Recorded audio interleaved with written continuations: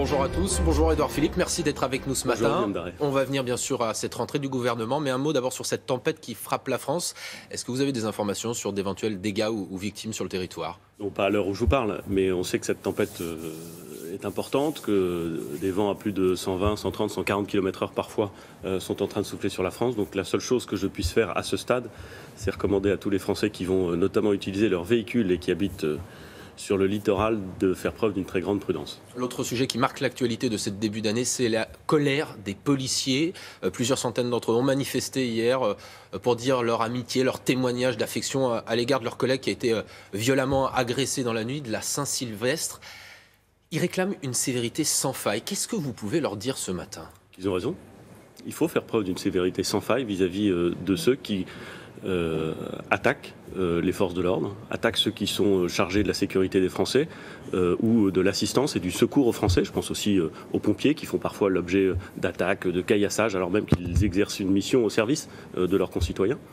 Donc il faut faire preuve d'une sévérité sans faille. Je comprends parfaitement cette attente. Je voudrais d'abord dire que, comme tous les Français, j'ai été horrifié par les images que j'ai vues. À la fois par le comportement évidemment criminel de ceux qui se sont déchaînés contre ces agents des forces de l'ordre, frappé aussi par ceux qui ne faisaient rien et qui filmaient. Il faut aller redire justement les peines contre ceux qui filment et qui diffusent ces images. Ah oui.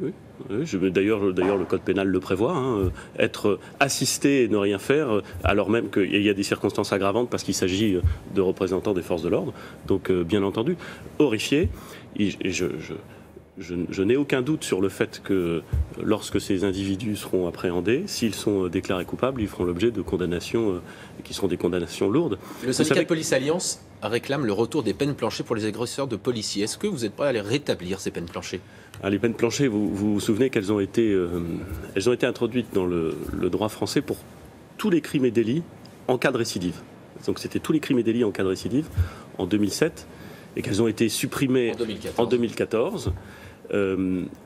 Moi, je crois que je me méfie, je me suis toujours méfié des réactions face à des événements aussi scandaleux que ceux qu'on a vus, qui passeraient par un élément législatif, une loi qui viendrait régler le problème. Pas de retour des peines planchées. Non, attendez, je vais jusqu'au bout. Je pense que le vrai sujet, c'est beaucoup moins la question des peines planchées. Il y a déjà des circonstances aggravantes. Et les peines sont déjà sévères et c'est très bien, il faut qu'elles soient appliquées. Je pense que c'est beaucoup plus utile de se battre pour le fait qu'il y ait plus de policiers dans la rue, beaucoup plus de policiers sur le terrain. C'est ce à quoi nous nous sommes engagés, à la fois par des recrutements massifs. Et la politique de la sécurité du quotidien que vous allez mettre en place, c'est efficace contre ce type de violence, franchement? Mais je pense qu'au contraire, la police de sécurité du quotidien, c'est de meilleurs outils, plus de présence sur le terrain, des procédures plus rapides. Donc je pense que c'est un élément de la réponse. Mais encore une fois, il n'y a pas une seule réponse. Il y a des éléments d'une réponse globale et efficace. Plus de policiers sur le terrain, des procédures qui seront simplifiées, qui seront accélérées, une grande sévérité, je le redis, une grande sévérité judiciaire et pénale face à ce type de comportement. C'est l'ensemble des réponses qui vont permettre d'apporter une solution. Et puis c'est aussi une politique sociale, c'est aussi l'ensemble des politiques publiques qui doit produire leurs effets. Alors justement, venons à la rentrée du gouvernement, premier conseil des ministres, séminaire ensuite, déjeuner avec le président et tout le gouvernement à l'Élysée. Quel va être le mot d'ordre et quelles sont vos priorités pour les 2 mois à venir? Les priorités pour le 2 mois à venir, elles sont exactement les mêmes priorités, si j'ose dire, que celles qui ont animé tout le gouvernement depuis sa nomination, c'est-à-dire la transformation du pays, le respect des engagements qui ont été pris par le président de la République pendant la campagne, qui ont été pris devant les Français. Eh bien, nous sommes là pour mettre en œuvre ces engagements, pour essayer de faire en sorte de transformer notre pays, de régler des problèmes qui existent en France depuis longtemps et auxquels on n'a pas suffisamment répondu. Qu'est-ce que vous allez dire à vos ministres ce matin? Je vais d'abord leur souhaiter une bonne année. C'est la tradition, vous savez que le premier conseil des ministres de la rentrée, ça nous permet de souhaiter une bonne année. Bon, très bien, c'est pas l'essentiel, vous l'avez bien compris. Et puis ensuite, on va regarder ensemble le rythme de travail sur les 3 mois qui viennent. Vous savez, je compare souvent un gouvernement à un orchestre. Et le rôle du chef du gouvernement à celui d'un chef d'orchestre. Dans un bon orchestre, il faut des bons solistes qui connaissent parfaitement leur partition. Ça, j'ai aucun doute là-dessus. Mais un très bon orchestre, c'est souvent un orchestre dans lequel les solistes savent ce que les autres vont faire et comprennent ce que les autres vont faire. Parce que comme ça, on joue ensemble. Et bien, c'est un des enjeux de ce séminaire, comme d'ailleurs des 3 précédents. On va faire souvent des séminaires, ça commence à s'installer, parce que je veux que chacun des membres du gouvernement sache ce que font les autres, au rythme où ils vont le faire, pour que nous puissions avoir un travail d'équipe, sans couac, cohérent, compréhensible et efficace. Sur le plan économique, les voyants sont plutôt verts, la croissance repart. La prévision de croissance, vous avez mis dans le budget, c'est 1,7%, je crois, pour 2018. Oui. Est-ce que vous allez la revoir à la hausse? Tout le monde s'accorde à dire qu'elle sera supérieure. Oui. En général, c'est assez intéressant parce qu'on se trouve dans une situation inverse à ce qui prévaut en général. En général, les premiers ministres expliquent que la croissance va être très forte. Vous allez voir ce que vous allez voir, la croissance va être très forte. Et puis en fait, elle est un peu moins forte que ceux qu'ils ont déclarés. Donc prudence. Et donc, en fin d'année, vous avez des mesures qui sont généralement pas très jolies. Nous, on est parti sur une logique inverse. On a considéré qu'il fallait être sincère et prudent. 1,7% de croissance, c'est les hypothèses sur lesquelles on a construit le budget 2018. Et cette hypothèse sera maintenue. Bien sûr, si la croissance repart, si l'emploi se développe, tant mieux, ce sera une excellente nouvelle. Mais je préfère avoir à gérer des bonnes nouvelles que des mauvaises. Alors justement, dans les dossiers difficiles de cette rentrée, il y a aussi le projet de loi immigration. Ce qui semble bloquer, c'est notamment cette circulaire qui prévoit un recensement possible des étrangers dans les centres d'accueil. C'est le point de blocage. Est-ce que, pour faire un geste, vous êtes prêt à la retirer ou pas? Vous liez deux sujets qui ne sont pas sans lien, je le reconnais, mais qui ne sont pas les mêmes.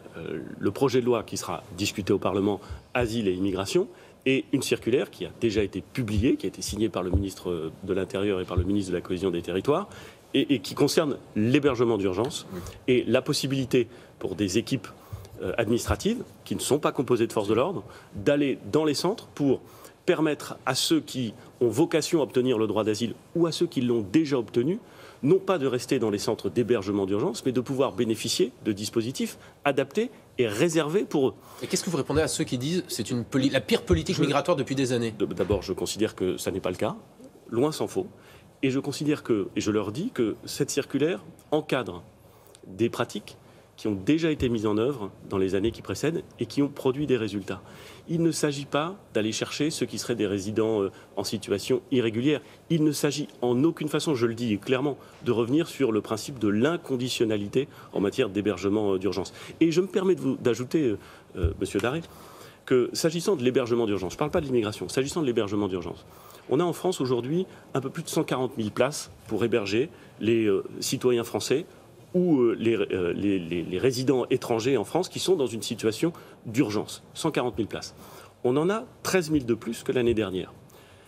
Il faut le dire. Ça veut dire qu'on continue à ouvrir des places, à augmenter le nombre de places disponibles pour essayer de faire face à une situation qui est évidemment une situation très choquante du point de vue humain et sur laquelle il faut pouvoir répondre en urgence. Mais on ne peut pas se satisfaire de cette situation d'urgence. Et vous voyez bien que si on veut fluidifier le parcours de ceux qui ont vocation à obtenir le droit d'asile ou qui l'ont déjà obtenu, il faut qu'on puisse les identifier et il faut qu'on puisse les sortir de ces hébergements d'urgence pour leur donner des conditions d'hébergement qui ne sont plus d'urgence, qui sont plus dignes, qui vont durer plus longtemps, qui vont permettre une insertion, une intégration durable dans la société française. C'est ça l'objectif de cette circulaire. Autre sujet épineux pour vous en ce mois de janvier, Notre-Dame-des-Landes, deux possibilités, agrandir l'aéroport de Nantes ou en construire un nouveau à Notre-Dame-des-Landes.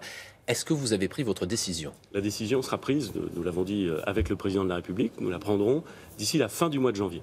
Mais avant la fin du mois de janvier, il y a encore un certain nombre de choses à faire. Qu'est-ce que vous allez faire? Notamment, je veux pouvoir discuter avec l'ensemble des élus concernés, les élus municipaux, les élus régionaux et les parlementaires. À partir de vendredi et la semaine prochaine, j'ai beaucoup de réunions organisées à mon agenda où je vais pouvoir les entendre sur leur conception de ce qu'il faut faire, ce qu'il ne faut pas faire, mais aussi sur la façon dont ils interprètent le rapport que nous avons demandé au mois de juin et qui est à l'origine finalement du choix que vous évoquez entre le réaménagement de l'actuel aéroport de Nantes Atlantique et puis le développement d'une nouvelle plateforme. On est bien d'accord que ça ira de pair, vous l'avez déjà dit, avec une évacuation de la ZAD. Quelle que soit la décision que nous prendrons, quelle que soit la décision que nous prendrons, ce sera une décision difficile. Et quels que soient les risques encourus, les forces de l'ordre disent qu'il risque d'y avoir des blessés, peut-être des morts. Et quelle que soit la décision que nous prendrons, il y aura une composante d'ordre public. C'est-à-dire que nous savons que quelle que soit la décision que nous prendrons, il y aura un élément d'ordre public à prendre en compte. Nous le ferons sérieusement, en le préparant avec les forces de l'ordre. Je sais que cette décision est une décision difficile à prendre. Et je sais qu'elle sera regardée, observée, commentée, peut-être impopulaire, quelle que soit la décision que nous prendrons, mais il faut en sortir. Il y a un moment où il faut prendre des décisions, il faut les assumer. D'ici la fin du mois de janvier, la décision sera prise, elle sera annoncée, elle sera assumée et elle sera mise en œuvre. Monsieur le Premier ministre, deux questions courtes qui appellent des réponses courtes. Il y a beaucoup de Français qui ont subi des retards, des pannes de la SNCF pendant ces congés de fin d'année. Le patron de la SNCF, Guillaume Peffier, a dit que son mandat était, je cite, entre les mains du gouvernement.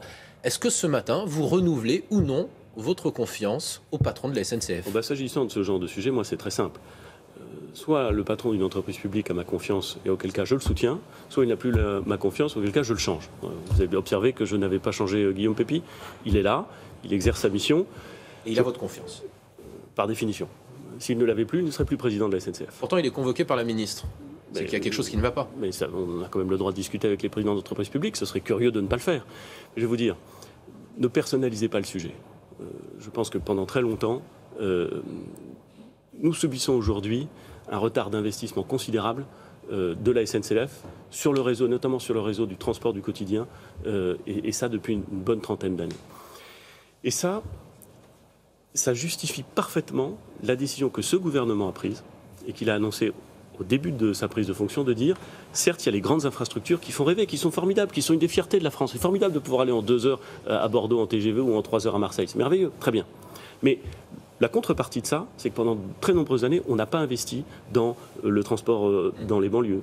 On n'a pas investi, y compris sur des grandes lignes, mais sur des grandes lignes traditionnelles. Je peux vous en parler. Je suis Havrais. Aujourd'hui, on met 2h05 pour aller au Havre, quand tout va bien, pour faire le Havre-Paris.